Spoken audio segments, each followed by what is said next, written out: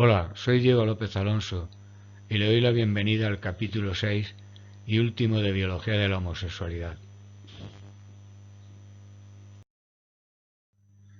En una excelente revisión de 2019, realizada por varios investigadores muy expertos en homosexualidad, constatados los resultados de los intentos de reasignación de sexo con niños nacidos con graves anomalías genitales, que hemos discutido anteriormente en otro capítulo, razonaban literalmente: si uno no puede hacer de manera fiable que un macho humano se sienta atraído por otros machos, cortándole su pene en la infancia y criándolo como una chica, entonces, ¿qué otra intervención psicosocial podría plausiblemente tener ese efecto? No es posible imaginar una intervención sociocultural más severa, con un rotundo fracaso.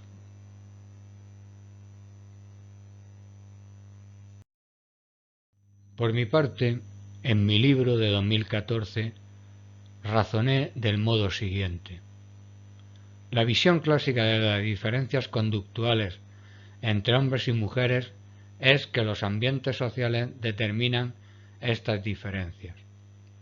En esta visión, niños y niñas son educados en los estereotipos de hombre y mujer respectivamente y terminan respondiendo a dichos modelos de conducta. La sexualidad va en el paquete de género, transmitido culturalmente. En esta visión no se entiende muy bien por qué, pese a la transmisión de una cultura furiosamente homofóbica, nos han seguido saliendo hijos gays e hijas lesbianas. En la seráfica concepción de la sexualidad humana como un producto del aprendizaje, se detecta esta anomalía no corregida en más de 20 siglos de cultura homofóbica en Occidente. El devenir histórico de los homosexuales no ha sido precisamente un camino de rosas. Hasta principios del siglo XIX se los condenaba a muerte, generalmente en la hoguera, sin privarlos previamente de una copiosa ración de oprobio y tortura.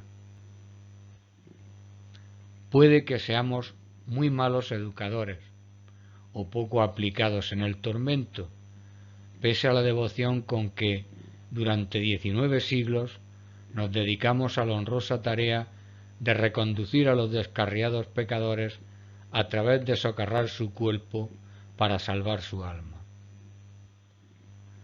O puede que la sexualidad no forme parte del paquete educativo, sino del biológico.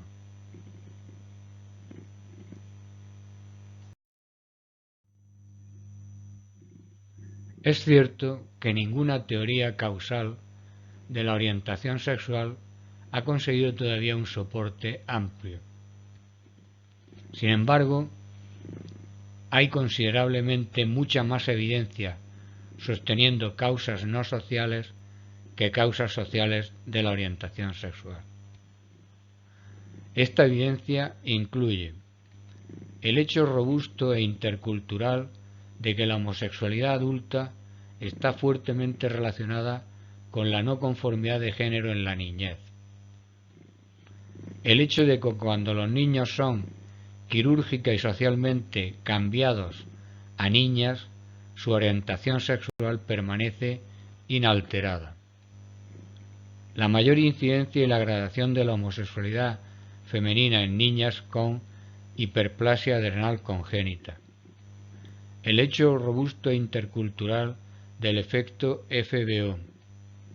El hecho de una clara influencia genética como mínimo moderada. El hecho de la existencia universal de la homosexualidad en toda la escala zoológica, donde es ridículo hablar de factores sociales o socioculturales. La homosexualidad es un fenotipo complejo, no unitario. No es un único fenómeno, sino varios, con diversos orígenes, con diferentes mecanismos causales. Por ejemplo, el efecto FBO, las alteraciones neuroendocrinas prenatales, etc.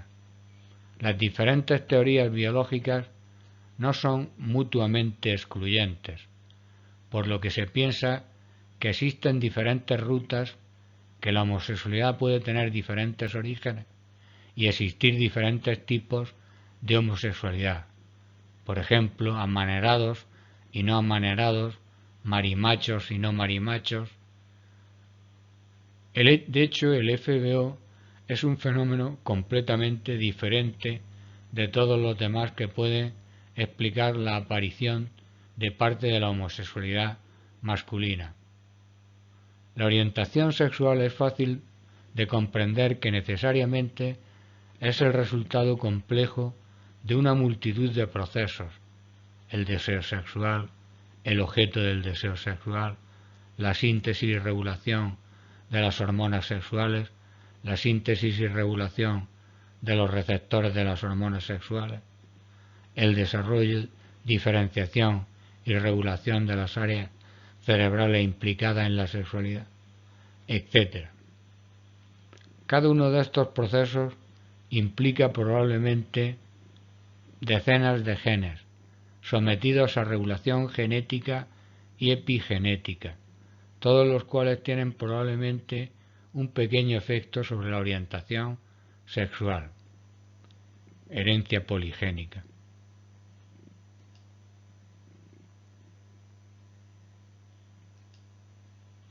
Al mismo tiempo, la expresión de estos genes es sensible a factores ambientales que modulan el patrón de orientación sexual sin alterarlo significativamente. La vía neuroendocrina prenatal sería el mecanismo del grueso de los casos de homosexualidad, con el efecto FBO contribuyendo con una proporción estimada de entre el 14 y el 20% de los casos de homosexualidad masculina.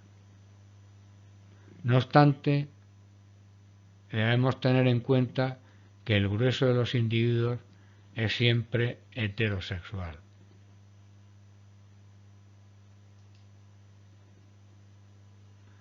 Las causas remotas serían genéticas y epigenéticas, que actuarían fundamentalmente a través del mecanismo